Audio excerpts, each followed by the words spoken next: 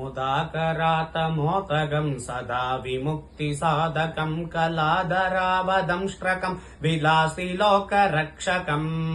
अनायकैकनायकम् विनाशितेव नदासुपासुनासगम् नमामि तम् विनायकम्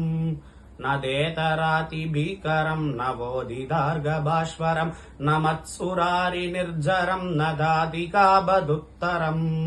सुरेश्वरम् निधीश्वरम् गजेश्वरम् गणेश्वरम् महेश्वरम् तमाश्रये परात्परम् निरन्तरम्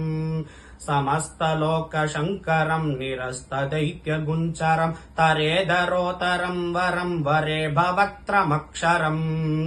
कृपाकरम् क्षमाकरम् मुदाकरम् यशस्करम् मनस्कृतम् नमस्करोमि भास्वरम् अकिञ्चनार्तिमार्जनम् चिरन्दनोक्तिभाजनम् पुरारिपूर्वनन्दनम् शुरारिगर्वशर्वणम् प्रपञ्चनाशभीषणम् धनञ्जयातिभूषणम् कबोलदानवारणम् भजे पुराणवारणम् नितान्तकान्तितन्तगान्तमन्तगान्तगात्मजम् अचिन्त्यरूपमन्तहीनमन्तराय गृन्तनम्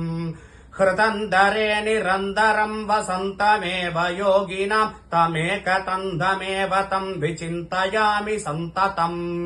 महागणेश पञ्चरत्नमादरेण योऽन्वकम् प्रजल्पति प्रभातके हृदि स्मरन् गणेश्वरम्